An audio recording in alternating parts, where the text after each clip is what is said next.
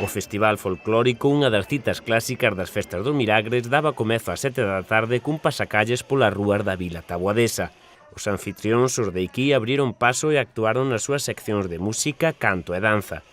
As actuacións na praza completáronse coa aplaudida intervención da formación paraguaia de música e danza que nos achegou a cultura deste país latinoamericano. Esta proposta, que sustituía a actuación prevista do grupo senegalés de danza, logrou desatar o aplauso do público.